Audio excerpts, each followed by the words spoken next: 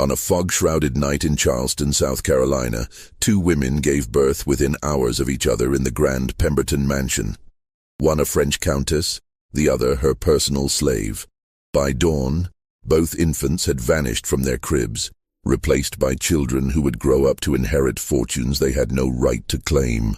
What followed was a carefully orchestrated deception spanning 34 years, involving forged documents, strategic murders, and a conspiracy so intricate that when it finally unraveled in 1865, it destroyed not just one of America's wealthiest families, but exposed a network of similar schemes throughout the antebellum South. The truth about that night would remain buried in courthouse records and private letters until a mysterious fire in 1923 consumed the evidence forever. Before we continue with the story of Countess Margot de Villefort and her deadly pact, we need to hear from our community of mystery lovers. Hit that subscribe button and let us know in the comments which state you're listening from. We love connecting with fellow dark history enthusiasts across America, and your support helps us uncover more forgotten stories like this one. What makes this tale particularly chilling is how a single night's desperate decision would ripple through decades, touching the lives of politicians, judges, and society's elite in ways they never imagined.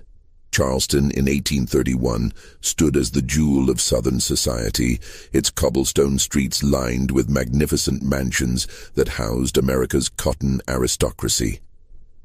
The Pemberton estate occupied an entire city block on East Bay Street, its three-story Georgian facade overlooking the harbor where merchant ships arrived daily, their hulls heavy with European luxuries destined for the drawing rooms of the wealthy.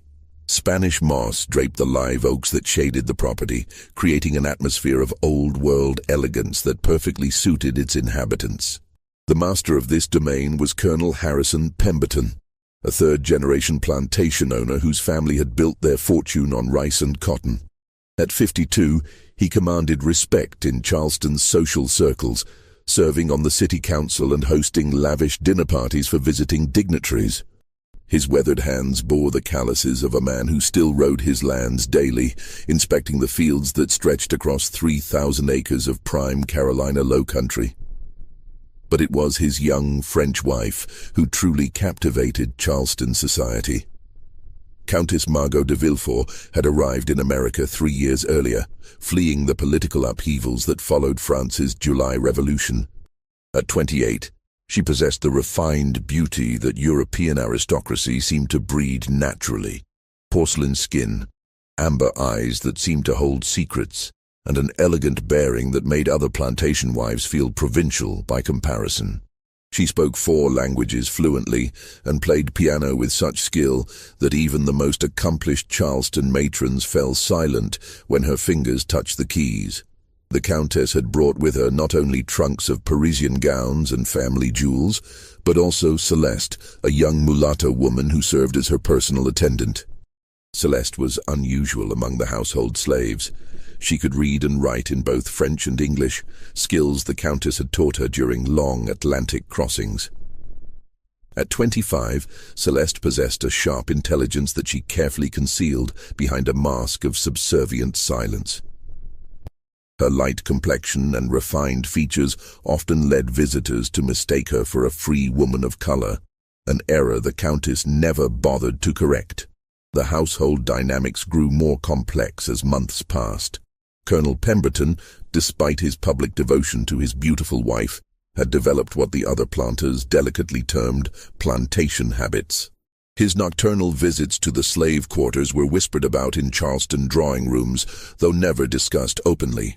The unwritten rules of Southern society demanded such indiscretions remain private, even when they produced the inevitable mixed-race children who worked alongside their darker-skinned half-siblings. Celeste had caught the colonel's attention almost immediately upon her arrival. Her education and beauty set her apart from the other house slaves, and Pemberton began summoning her to his study in the evenings, ostensibly to help with correspondence that required French translation. These sessions gradually extended later into the night, and by autumn of 1830, the household slaves whispered knowingly about the colonel's new fascination. Meanwhile, The Countess had formed an unlikely friendship with Dr. Jean-Baptiste Rousseau, a fellow French exile who had established a medical practice among Charleston's elite. Rousseau was a striking man in his early 30s, with the intense dark eyes and passionate temperament common among revolutionary intellectuals. He had fled France after publishing pamphlets advocating for the abolition of slavery, views that he wisely kept to himself in Charleston while building his practice treating the city's wealthy families. The doctor's visits to the Pemberton mansion became increasingly frequent throughout 1830, officially to treat the Countess for what he diplomatically termed nervous conditions, common among European ladies adjusting to southern climate. Their consultations often lasted hours, conducted in rapid French that the household staff could not understand. The Countess would emerge from these sessions with flushed cheeks and bright eyes, her melancholy temporarily lifted. By winter of 1830, both women were showing the unmistakable signs of pregnancy. The Countess announced her condition with great joy, attributing it to the beneficial effects of Carolina air and her husband's devotion. Colonel Pemberton publicly expressed his delight at the prospect of an heir, though privately he seemed more preoccupied with business matters and spent increasing time away from the mansion on plantation affairs. Celeste's pregnancy was handled more discreetly. Such situations were common enough in plantation households that they rarely caused comment, and the Countess matter-of-factly informed her husband that her personal attendant would be unable to perform heavy duties for several months.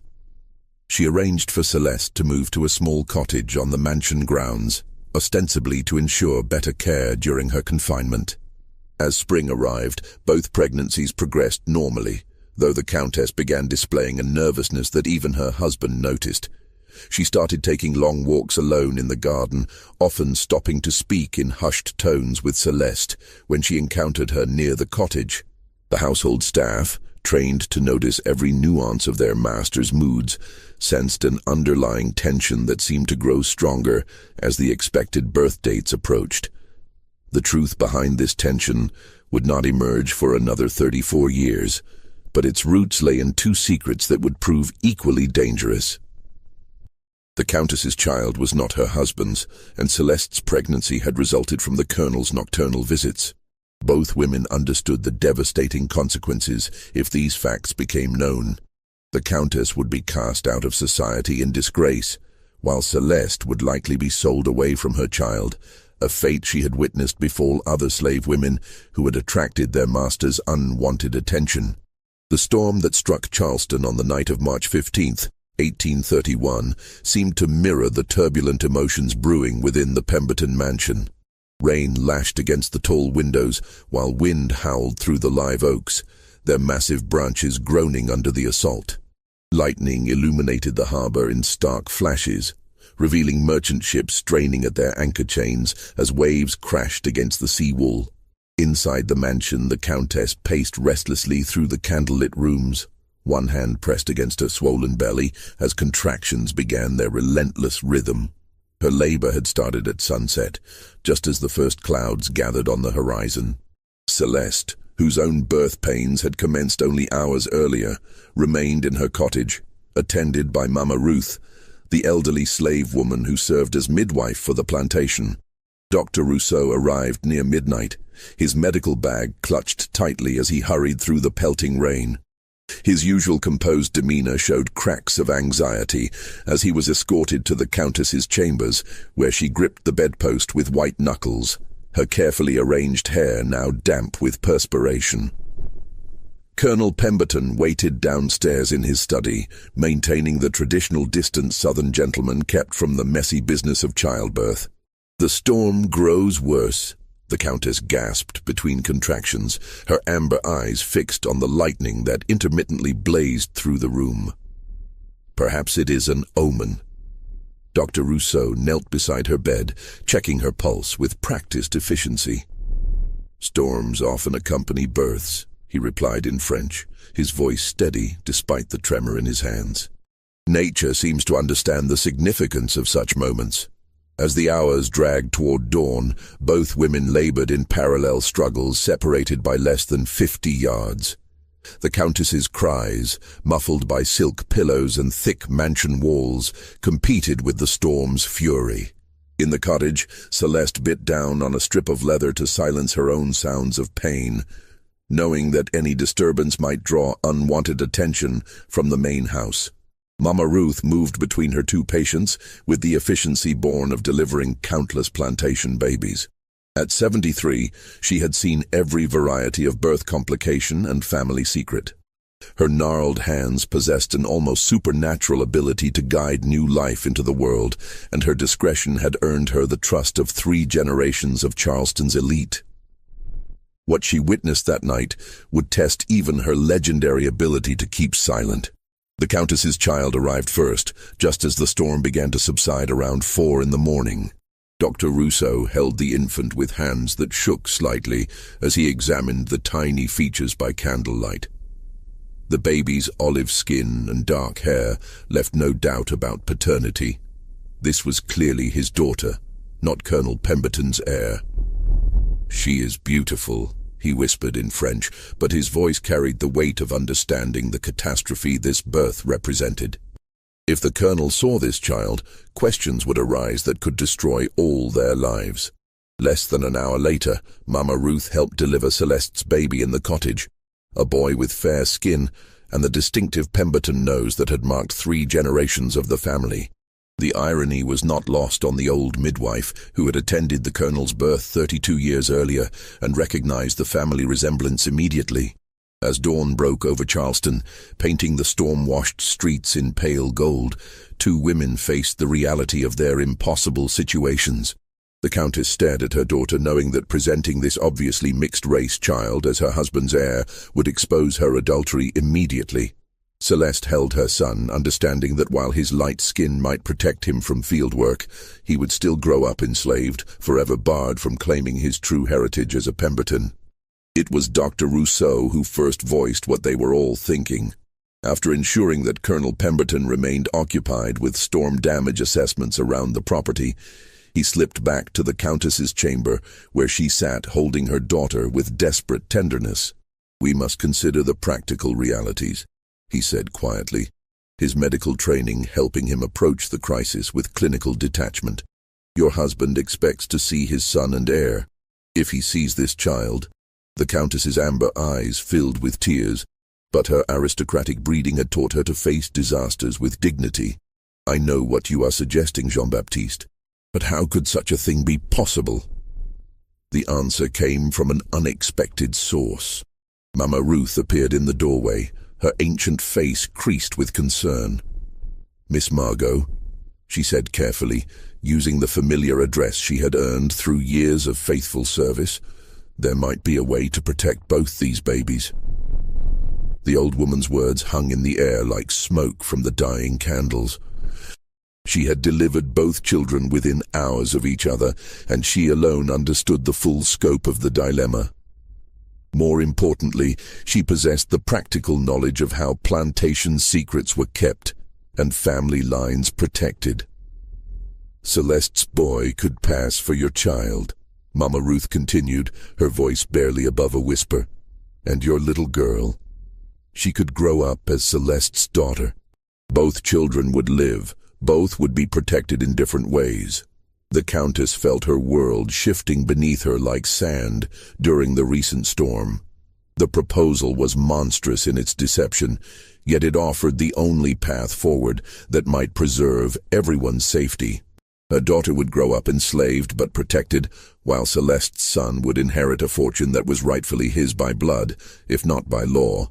Dr. Rousseau understood immediately the medical complications such a deception would require. "The birth records," he said slowly, "they would need to be altered. And your husband, he must never suspect." Celeste, who had been summoned from the cottage once the Colonel departed for a planned inspection of his rice fields, listened to the proposed exchange with the stoic acceptance of someone who had learned not to expect justice from life. Her son would gain everything: education, wealth, freedom, while her mistress's daughter would face the harsh realities of slavery. The bitter irony was not lost on any of them. "What guarantee do I have?" Celeste asked quietly, her intelligence cutting through to the heart of the matter. "What prevents you from simply taking my child and discarding me once this deception is in place?" The Countess met her eyes with surprising directness. "Because we will both be equally trapped by this secret. Your silence protects my daughter's life, while my protection ensures your son's future. Neither of us can betray the other without destroying what we most want to save." As the morning sun climbed higher over Charleston, illuminating a city washed clean by the storm, 3 adults made a pact that would reshape 2 families forever. Dr. Rousseau would alter the birth records, listing himself as attending physician for both births, but recording only 1 child born to the Countess, a healthy son. Celeste would publicly claim the mixed-race daughter as her own, while privately helping to raise the boy who was actually hers. The physical exchange took place before Colonel Pemberton returned from his property inspections. Mama Ruth carefully swaddled both infants, her experienced hands ensuring that the switch would appear natural to anyone who had not witnessed the actual births. The Countess held her son, Celeste's son, and marveled at how perfectly he fit the role of Pemberton heir. But as she watched Celeste cradle the mixed-race infant who was actually her daughter, the Countess felt the first stirrings of the obsessive protectiveness that would drive her actions for the next 3 decades. This was not simply a matter of switching children. It was the beginning of an elaborate performance that would require constant vigilance to maintain. The deception held remarkably well through the first years following that stormy March night. Colonel Pemberton welcomed his supposed heir with genuine pride, naming the boy Charles Harrison Pemberton after his own grandfather. The child grew into a handsome toddler with the fair complexion and strong features that marked him unmistakably as plantation aristocracy. Visitors to the mansion cooed over young Charles, commenting on his remarkable resemblance to his father and predicting a brilliant future for the Pemberton dynasty. Meanwhile, the Countess lavished attention on Celeste's daughter, who had been named Marie and was officially recorded as the child of a house slave. The Countess insisted that Marie receive education alongside Charles, justifying this unusual arrangement by claiming she needed a companion for her son, and that Marie showed exceptional intelligence. Skeptical relatives and neighbors accepted this explanation, though they privately wondered at the Countess's peculiar attachment to a slave child. Dr. Rousseau became a frequent visitor to the mansion, ostensibly serving as the family physician, but actually helping to maintain the careful balance their secret required. He monitored both children's health with unusual attention to detail, ensuring that any family resemblances that might emerge would be properly managed or explained away. The first real challenge to their deception came when Charles turned 5 years old. The boy began displaying intellectual capabilities that far exceeded what anyone expected, even accounting for his privileged upbringing. He learned to read with remarkable speed, showed an intuitive understanding of mathematics, and possessed a musical aptitude that rivaled his supposed mother's talents. More troubling, he began asking pointed questions about his appearance compared to other plantation children. "Why do I look different from cousin Edmund?" Charles asked the Countess one afternoon in 1836, referring to another planter's son during a social gathering. "His hair is darker, and his skin does not tan like mine does." The Countess felt her carefully constructed world tremble. "Children grow differently," she replied carefully. "You take after your father's family, while Edmund resembles his mother's people." But Charles was too intelligent to accept simple explanations. His questions became more persistent, and worse, he began forming an unusually close bond with Marie, who worked as his personal attendant despite being only 5 herself. The 2 children seemed to share an almost supernatural understanding of each other's thoughts, finishing each other's sentences and displaying the kind of intuitive connection that worried all 3 conspirators. Celeste, who had been granted the unusual privilege of remaining in the mansion as head of the household staff, watched her biological son with a mixture of pride and heartbreak. She could not acknowledge their relationship, but she found subtle ways to guide his education and protect him from the harsher realities of plantation life. Her interactions with Marie, the Countess's actual daughter, were more complicated. She loved the child but struggled with the knowledge that every advantage Charles gained came at Marie's expense. The Countess, meanwhile, developed an almost obsessive need to control every aspect of both children's development. She supervised their lessons personally, chose their playmates carefully, and monitored their conversations for any signs that their true parentage might emerge naturally. This hypervigilance began to affect her health and social relationships, though she disguised her anxiety as natural maternal protectiveness. Dr. Rousseau recognized the psychological strain the deception was placing on everyone involved. During his regular visits, he observed how the Countess's hands trembled when she watched Charles play, how Celeste's eyes followed her biological son with barely concealed longing, and how both children seemed somehow aware that their lives were built on foundations they did not understand. The situation grew more complex as Charleston society began to take notice of the unusual household arrangements. While wealthy planters often indulged favorite slaves with special privileges, the Countess's treatment of Marie raised eyebrows among the more traditional families.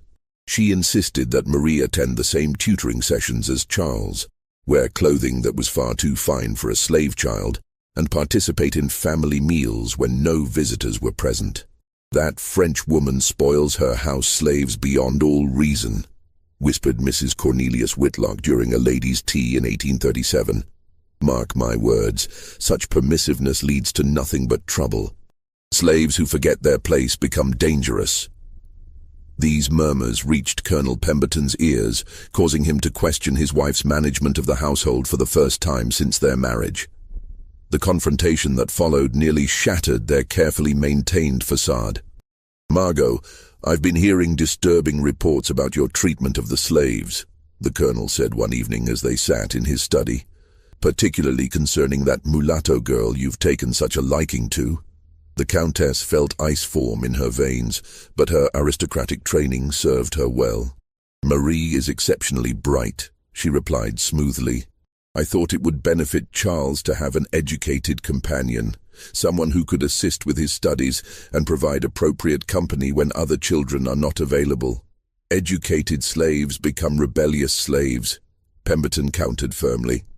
"And there's talk among our neighbors about your unusual attachments. It reflects poorly on our family's reputation." The threat in his words was unmistakable. The Countess understood that she was walking a dangerous line between protecting her daughter and maintaining the deception about her son.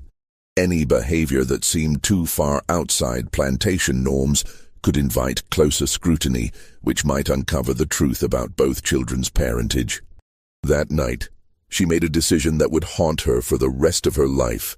She called Celeste to her private chambers and delivered devastating news. "Marie must be sold," she said quietly, her voice steady despite the tears streaming down her face. "My husband suspects something, and if we draw more attention to her presence here, everything could unravel." Celeste stared at her mistress in shock. This was the one outcome they had not anticipated when making their pact 6 years earlier. "You promised she would be protected," she whispered. "And she will be," the Countess replied desperately. "I will arrange for her sale to a family in Savannah. People I know will treat her well. She'll be educated, well cared for, and safe from discovery." The bitter irony was overwhelming. To protect the deception that gave Charles his inheritance, the Countess had to sacrifice her own daughter to slavery in a distant city. Celeste recognized the terrible logic, even as her heart broke for the child she had raised as her own for 6 years. But Marie's departure created an unexpected problem. Charles, now 6 years old, reacted to losing his closest companion with inconsolable grief. He refused to eat, barely spoke, and seemed to lose all interest in his studies and play. Worse, he began asking increasingly pointed questions about where Marie had gone and why she could not return. "She was my sister," he declared, with the absolute certainty of childhood, a statement that sent chills through everyone who heard it. "Not my slave, my sister, and sister should not be sold away." Dr. Rousseau suggested that Charles's reaction indicated an emotional instability that might require treatment. But the Countess recognized it as something far more dangerous. The intuitive understanding between the two children had created a bond that transcended their supposed relationship. Charles somehow sensed that Marie was more important to his identity than anyone was willing to admit. The sale was arranged through intermediaries to avoid creating a paper trail that might later implicate the Countess in suspicious favoritism. Marie was sold to the Carrington family in Savannah, who were told she was a bright house slave who had been overly indulged by her previous owners. The Countess provided a substantial financial incentive to ensure Marie would receive education and kind treatment, though she could never acknowledge the real reason for her generosity. On the day Marie left Charleston, hidden in the back of a merchant's wagon, both women stood at different windows of the mansion and watched their daughter disappear down the tree-lined avenue. Neither could show their grief openly, but Celeste noticed how the Countess's hands gripped the window frame until her knuckles turned white, and the Countess observed how Celeste's shoulders shook with barely contained sobs. Charles ran after the wagon for nearly a quarter-mile before the coachman caught him and carried him back to the mansion. His screams of, "Bring back my sister," echoed through the neighborhood, causing other plantation families to exchange meaningful glances about the Pemberton household's peculiar dynamics. The years following Marie's departure marked a fundamental shift in the dynamics of the Pemberton household. Charles, now 7 years old, seemed to retreat into himself, displaying a melancholy that no amount of privilege could cure. His extraordinary intellectual gifts continued to develop. He mastered Latin by age 8 and showed remarkable aptitude for legal reasoning, but his emotional state remained fragile. More disturbing, he began to demonstrate an almost uncanny ability to uncover secrets and lies, as if losing Marie had awakened a suspicious intelligence that questioned everything around him. The Countess threw herself into managing Charles's education with an intensity that bordered on obsession. She hired the finest tutors Charleston could provide, supervised his lessons personally, and began grooming him for a future that would establish the Pemberton name among America's most influential families. But her hyper-attentiveness had an unexpected consequence. Charles began to study her with the same analytical intensity she applied to him. "Mother," he said one morning in 1838, using the formal address she had taught him, "why do you watch me so carefully when you think I am not looking?" The question, delivered with the directness of childhood, struck the Countess like a physical blow. "All mothers watch their children," she replied, fighting to keep her voice steady. "But not like you do," Charles persisted with uncomfortable accuracy. "You watch me like you are afraid I might disappear. And sometimes when you think no one sees, you look sad when you look at me. Why would I make you sad?" These conversations became more frequent and probing as Charles matured. His intelligence was developing into something formidable, and the Countess began to realize that the very gifts that would ensure his success might also lead him to uncover the truth about his origins. Meanwhile, Celeste had been promoted to head housekeeper, a position that gave her unprecedented access to the family's private affairs. She used this advantage to gather information about Charles's development and, more secretly, to track news of Marie's life in Savannah. Through a network of slave communications that connected plantations across the South, she learned that Marie was indeed being well treated, but was showing signs of the same intellectual precociousness that marked Charles. Dr. Rousseau continued his regular visits, but his role had evolved from medical care to psychological counseling for all three conspirators. The strain of maintaining their deception was taking a visible toll. The Countess suffered from persistent headaches and episodes of nervous exhaustion, while Celeste displayed the controlled tension of someone constantly anticipating disaster. "This cannot continue indefinitely," Rousseau warned during a private consultation with the Countess in 1839. "Charles is too intelligent, too observant. Eventually he will begin to piece together inconsistencies in his family history." The doctor's concerns proved prophetic sooner than anyone anticipated. In the summer of 1840, when Charles was 9 years old, he made a discovery that threatened to unravel everything they had built. While exploring the mansion's library, Charles found a collection of his mother's personal papers that had been carelessly left unlocked.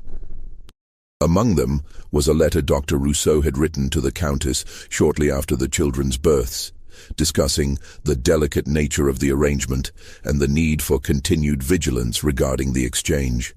Charles could not fully understand the letter's implications, but his precocious intelligence grasped that it referred to some kind of significant deception involving his birth. More importantly, the letter mentioned Marie by name, describing her as the other child involved in our agreement. That evening at dinner, Charles looked directly at his supposed parents and asked, "What exchange were you and Dr. Rousseau discussing in your letter about Marie and me?" The silence that followed seemed to stretch for hours. Colonel Pemberton, who knew nothing of the letter or its contents, looked confused. The Countess felt the world tilt beneath her feet. Only Celeste, serving at table, understood the full catastrophe of the moment. "I don't know what you mean, darling," the Countess managed to say, her training in aristocratic composure barely holding her voice steady. But Charles had inherited more than intelligence from his biological parents. He had also acquired their ability to detect deception. "You do know," he said quietly, "and someday I'm going to find out what really happened the night I was born." The threat in those words, spoken by a 9-year-old child, chilled everyone present. Charles had just declared war against the lies that had shaped his entire existence, and they all understood that his formidable intelligence made him a dangerous opponent. Colonel Pemberton's confusion about the exchange led him to question his wife privately later that evening. The Countess managed to deflect his inquiries by claiming that Charles had misunderstood an old letter about purchasing household goods, but she could see doubt beginning to form in her husband's eyes. The situation grew more perilous when Charles began conducting what could only be described as investigations into his family history. He questioned the household slaves about the night of his birth, studied family portraits for resemblances, and even attempted to correspond with relatives in France to learn more about his mother's background. Celeste found herself in an impossible position. Charles's questions often came to her, since her role as head housekeeper gave her authority over household records and slave testimony. She had to balance protecting the deception with avoiding outright lies to the boy who was actually her son. "Miss Celeste," Charles said one afternoon in 1841, using the respectful address he had been taught for favored house slaves, "do you remember anything unusual about the night I was born?" Celeste felt her heart racing, but she had learned to school her expressions over years of slavery. "Was a terrible storm that night," she said carefully.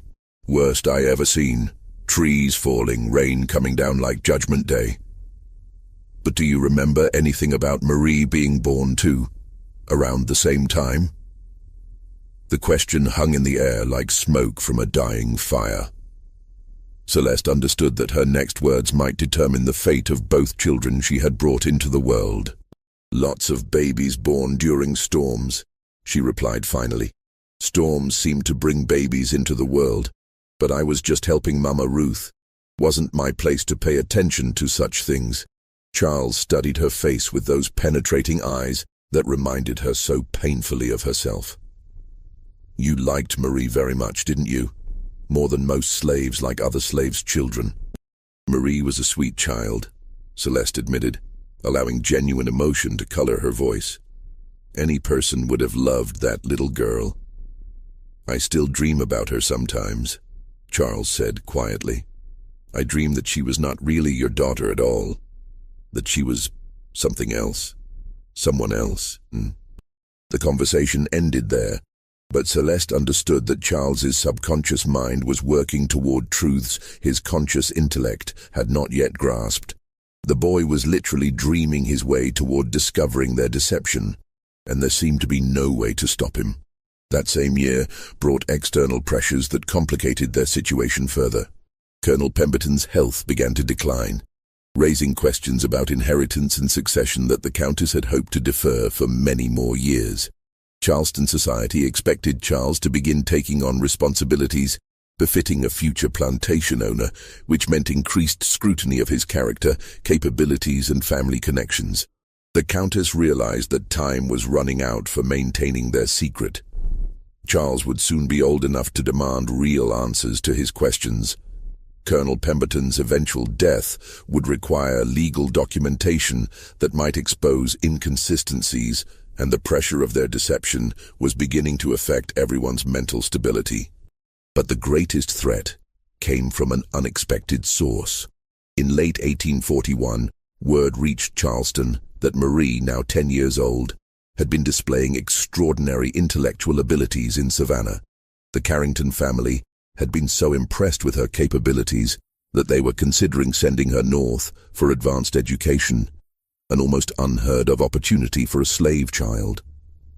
If Marie received such education, she would eventually possess the knowledge and social connections to investigate her own origins.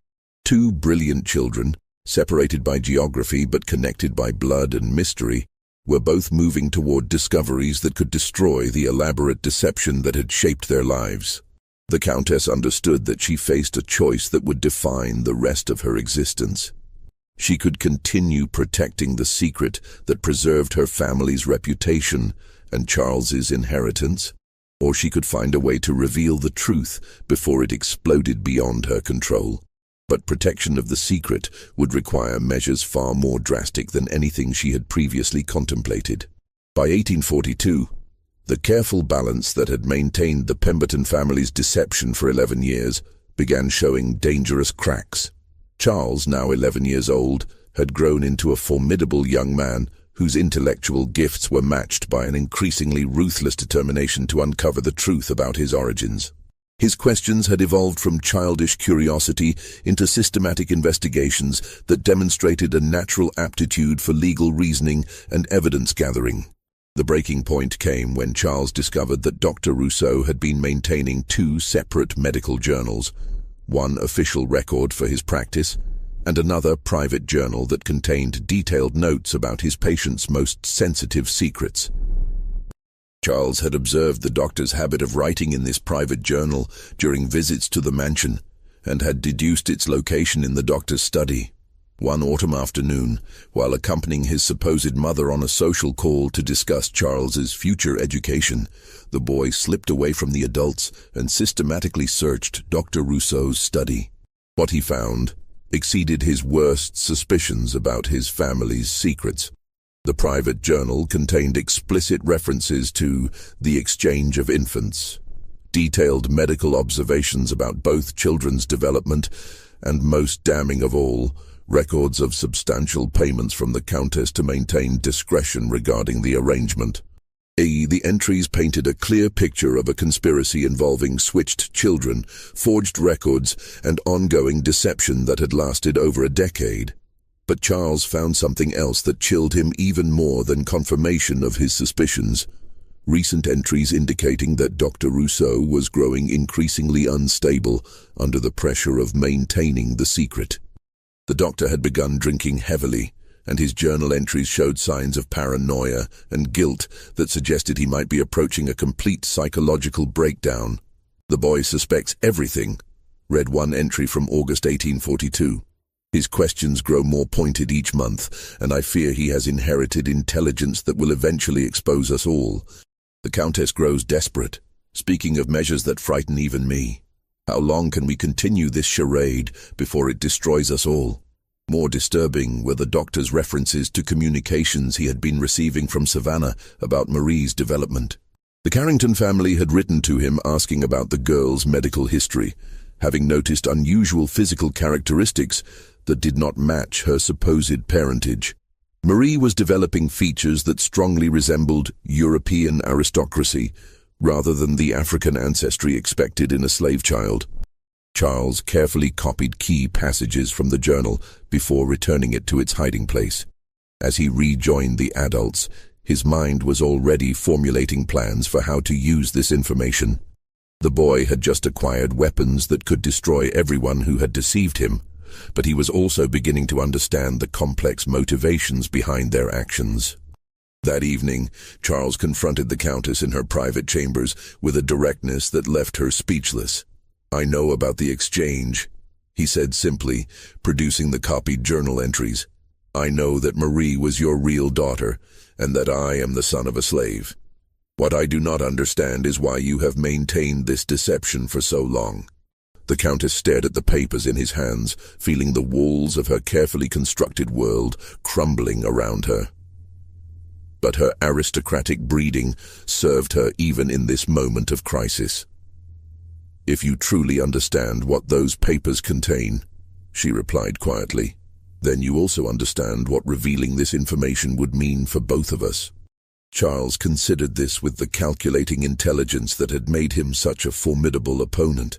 "You would be disgraced and probably cast out of society," he said slowly. "I would lose everything. Inheritance, education, social position, freedom itself. We are both trapped by this secret." "Precisely," the Countess confirmed, "which is why it must never be revealed." But Charles had already moved beyond simple exposure to more complex calculations about power and leverage. "There is another person trapped by this secret," he pointed out. "My real mother, the slave woman who has watched me grow up without being able to acknowledge our relationship." The Countess felt ice form in her veins. Charles's questions had evolved into demands, and his demands suggested he was planning actions that could be far more dangerous than simple revelation. "Celeste has been well cared for," the Countess said defensively. "She holds a position of authority in this household that few slaves ever achieve." "But she is still a slave," Charles replied with uncomfortable precision. "And I am living the life that should have belonged to Marie. These facts create certain moral obligations." The implied threat in his words was unmistakable. Charles was not simply demanding acknowledgement of the truth. He was positioning himself to remake the entire arrangement according to his own moral calculations. Over the following weeks, Charles began implementing a campaign that demonstrated strategic thinking far beyond his 11 years. He started by approaching Celeste directly, speaking to her in private moments when the Countess could not intervene. "I know you are my mother," he told her one morning as she supervised the cleaning of his room. "And I know that somewhere in Savannah my sister Marie is living as a slave while I enjoy privileges that rightfully belong to her." Celeste had prepared for this moment for years, but hearing the words spoken aloud still shocked her into silence. She stared at the boy who carried her blood, but could never publicly claim her name, understanding that everything was about to change.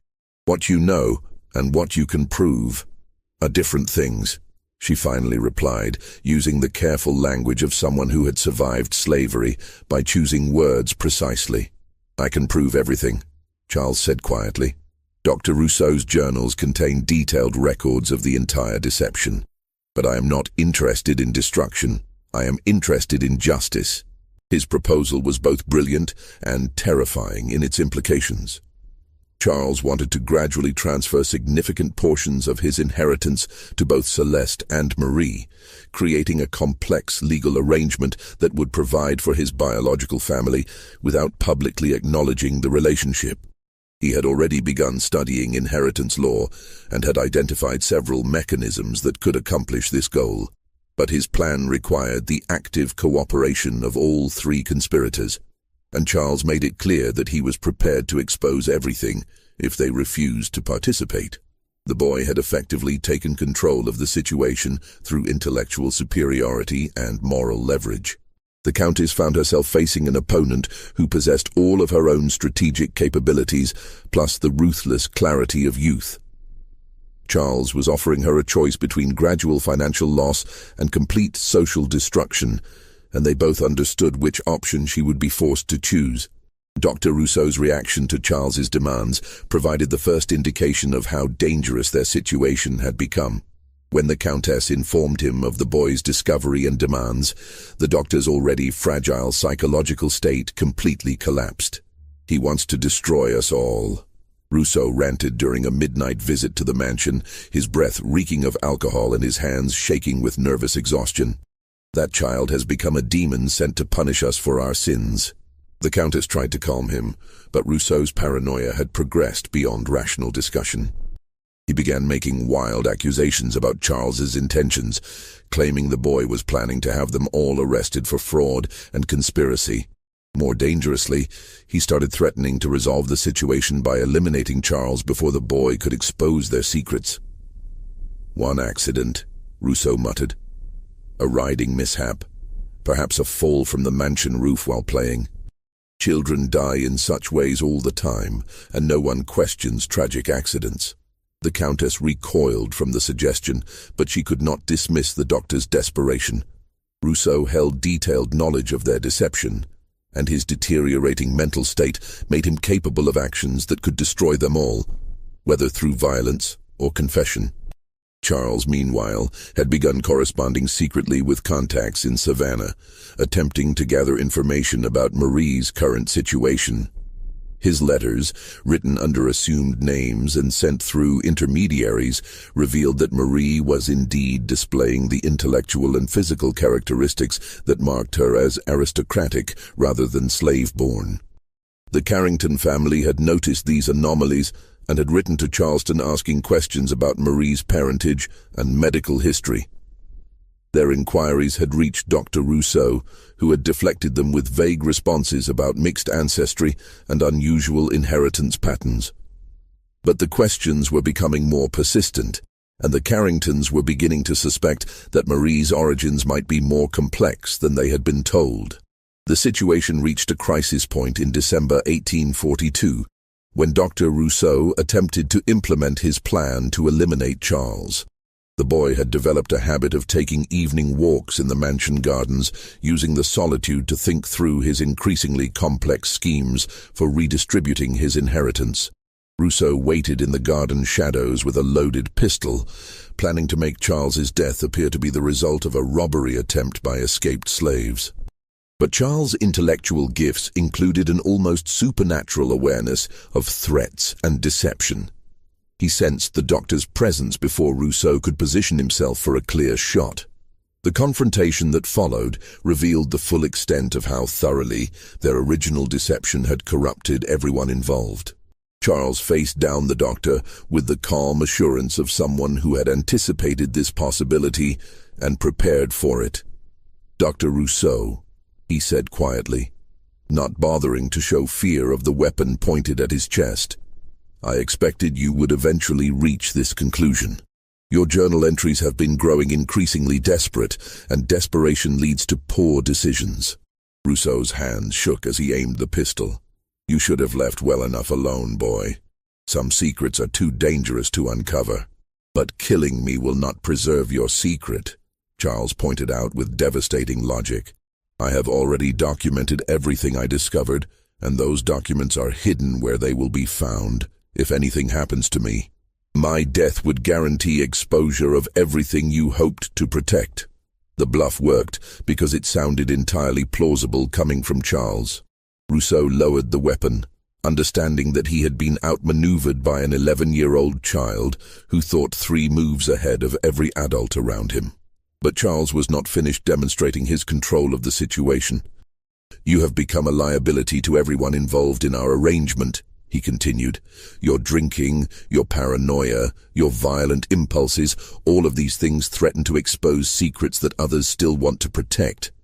Perhaps it is time for you to consider relocating your practice to a different city." The suggestion carried the force of a command, backed by devastating consequences. Charles was effectively banishing Dr. Rousseau from Charleston, using the same leverage that had given him control over the Countess and Celeste. Rousseau understood that his position had become untenable. Within a week, he had sold his practice and departed Charleston for parts unknown, leaving behind only a brief note claiming that family obligations required his immediate relocation. His departure eliminated the most unstable element of their conspiracy, but also removed the medical expertise that had helped maintain their deception. Charles watched the doctor's departure with satisfaction, but he understood that removing Rousseau was only the first step in his larger plan. The boy had successfully taken control of the situation, but control brought responsibilities that would test his resolve and moral calculations in ways he had not yet fully anticipated. Just when we thought we had seen it all, the horror in Charleston intensifies. If this story is giving you chills, share this video with a friend who loves dark mysteries, hit that like button to support our content, and don't forget to subscribe to never miss stories like this. Let's discover together what happens next. The winter of 1843 brought Charles face to face with the true complexity of the justice he claimed to seek, as events in both Charleston and Savannah began moving toward a convergence that would force him to choose between revenge and redemption. The spring of 1843 brought news that would force all the conspirators to confront the ultimate consequences of their 11-year deception.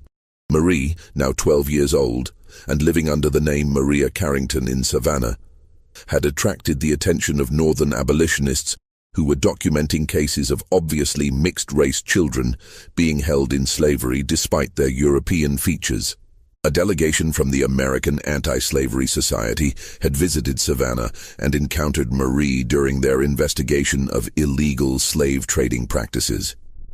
Her refined speech, classical education, and unmistakably aristocratic bearing had convinced them that she was likely the victim of kidnapping or fraudulent enslavement. They were preparing to file legal challenges that would require extensive documentation of her origins and parentage. Charles received this information through his secret correspondence network and understood immediately that their carefully maintained deception was about to face scrutiny from lawyers and investigators who possessed resources far beyond anything they had previously encountered. The abolitionists would demand birth records, medical documentation, and testimony from everyone who had been present during Marie's supposed birth. But Charles had evolved far beyond the frightened child who had first discovered their secret.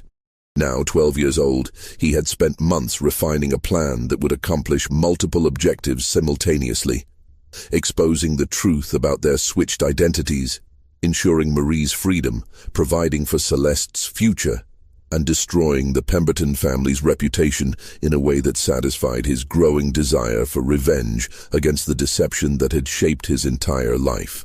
His opportunity came when Colonel Pemberton, whose health had been declining steadily, suffered a serious stroke in May 1843. The colonel's condition left him partially paralyzed and unable to speak clearly, creating a power vacuum in the household that Charles was perfectly positioned to exploit. The Countess found herself managing both her husband's medical care and the increasingly complex legal questions surrounding their property and inheritance.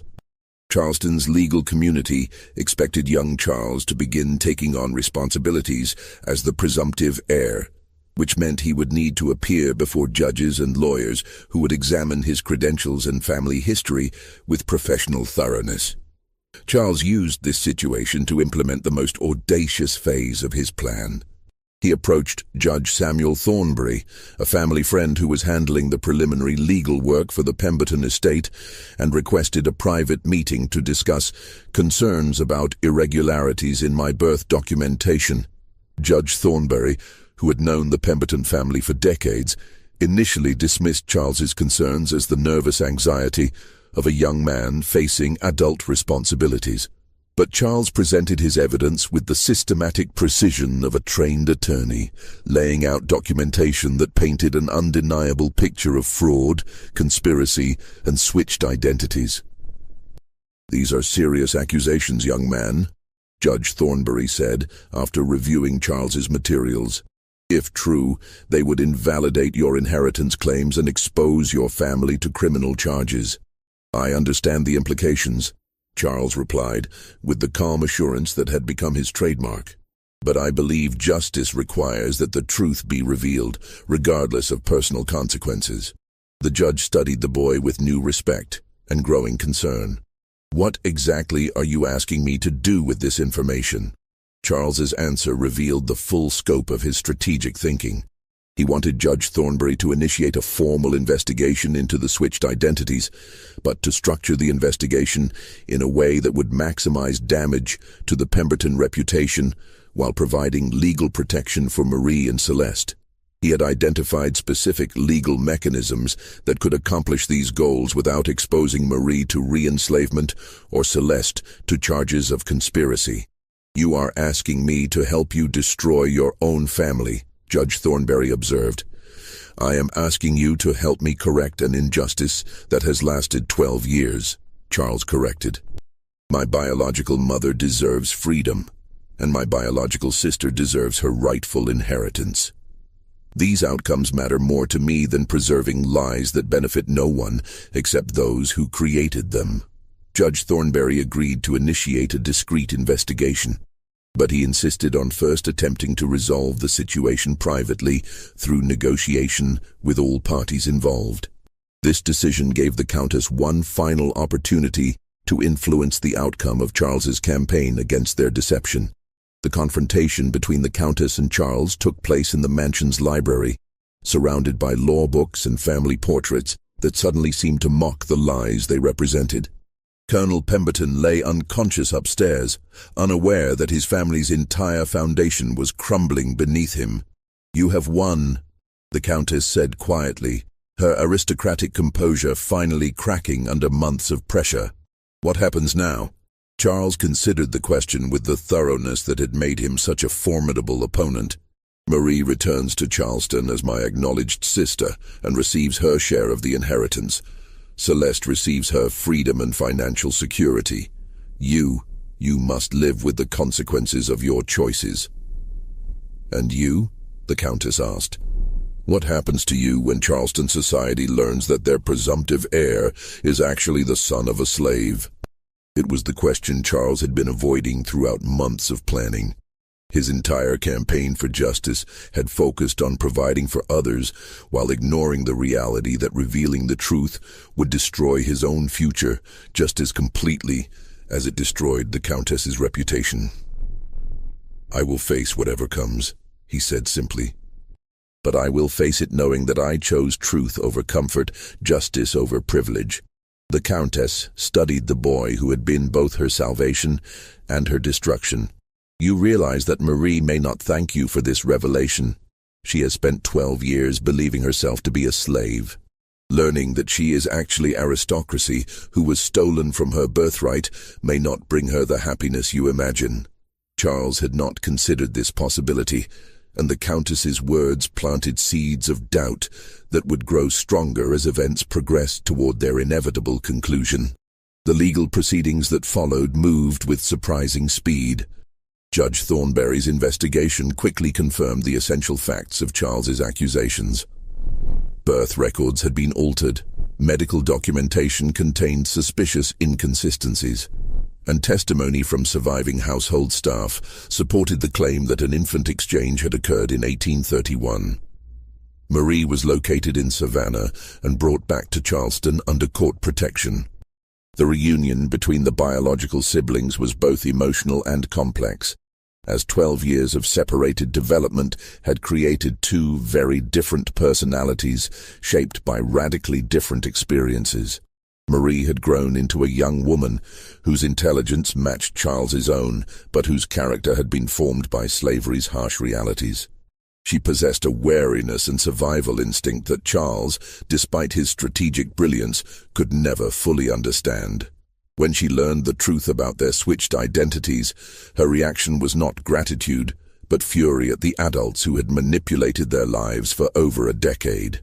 "You stole 12 years from both of us," she said to the Countess during their first meeting in the Charleston courthouse. 12 years of my birthright, 12 years of his true identity. No amount of legal resolution can return what you took." But Marie's anger extended beyond the Countess to include Charles himself. She viewed his revelation of their true parentage as another example of privilege manipulation, pointing out that he had chosen to expose their secret only when it served his own moral calculations, rather than consulting with her about what she might want. "Did you think to ask me whether I wanted to be rescued from my life?" she demanded during one of their supervised meetings. "Did you consider that I might have built relationships and goals that your justice would destroy?" Charles found himself facing questions he had not anticipated.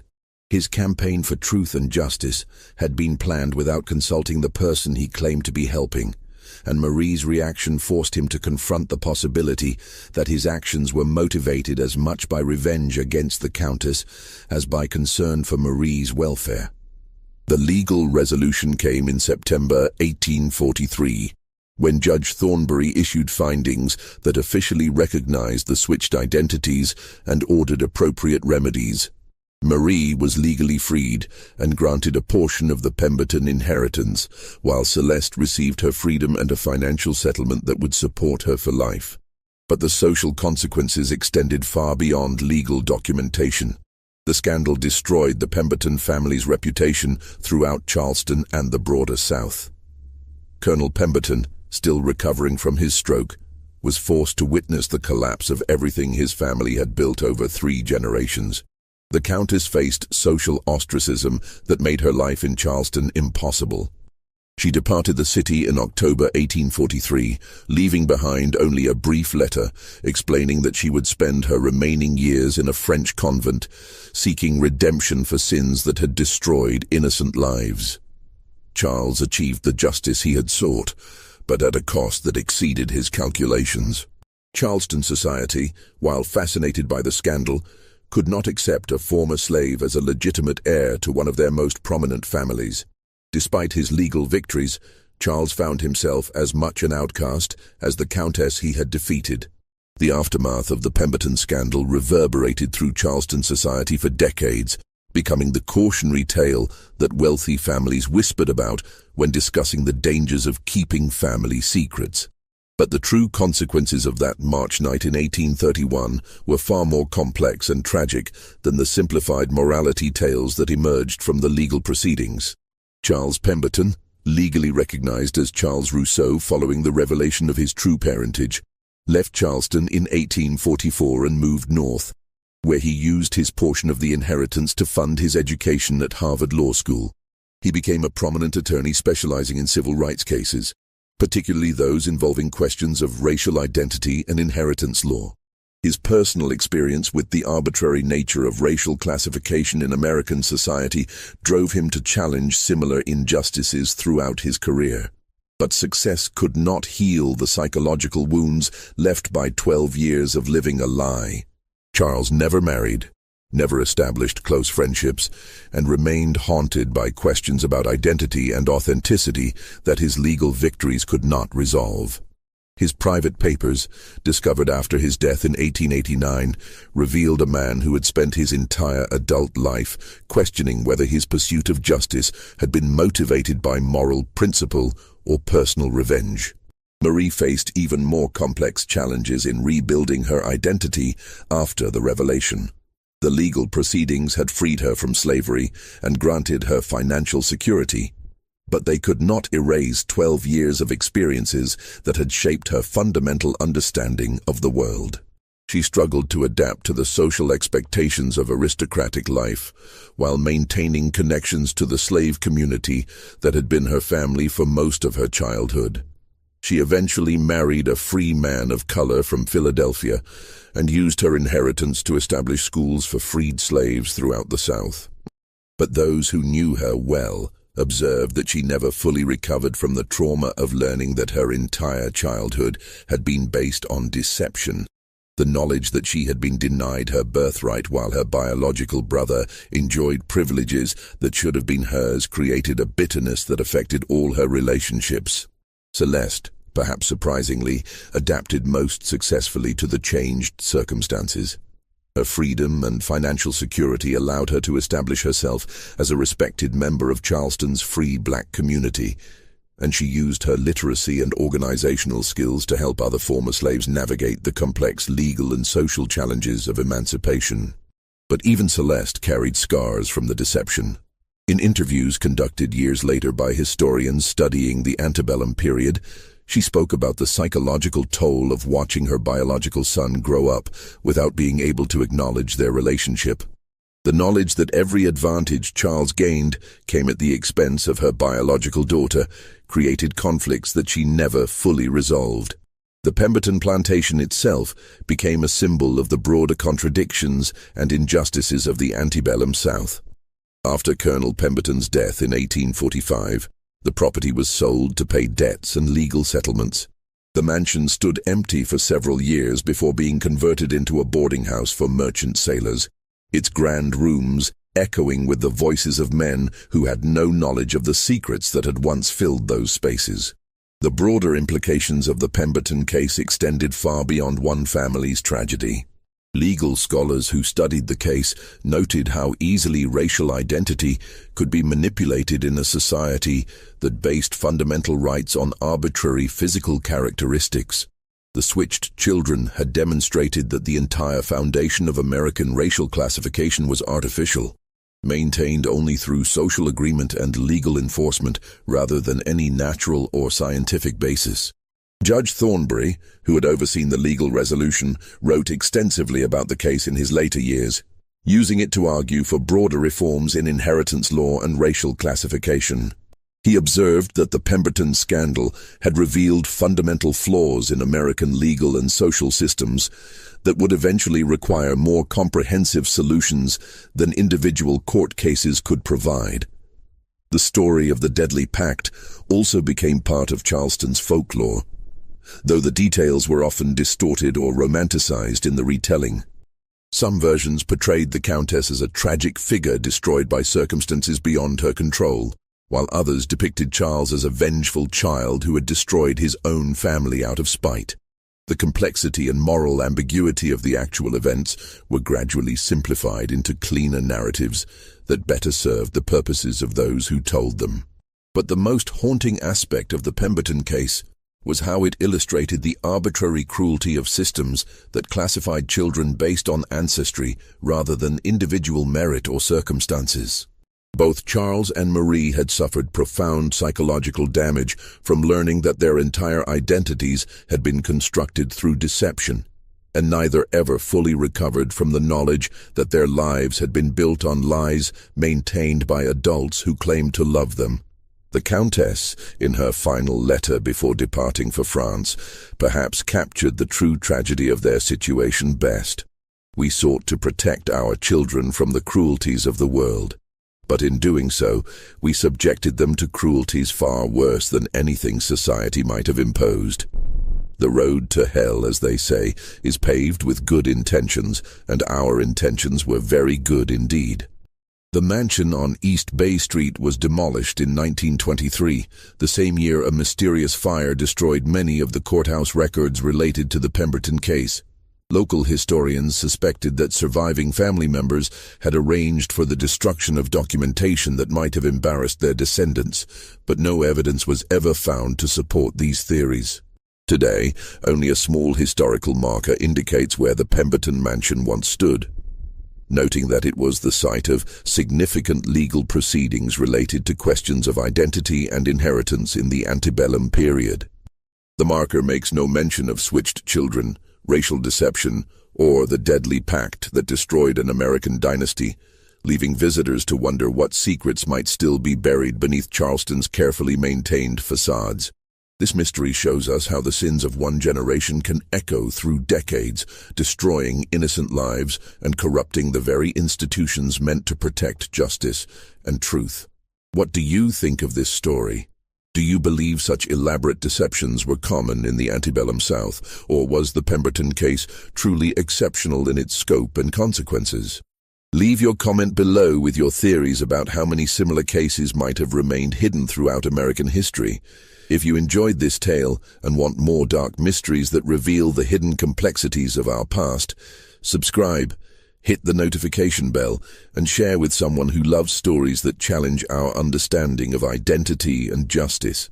See you in the next video, where we will explore another forgotten scandal that rocked American society.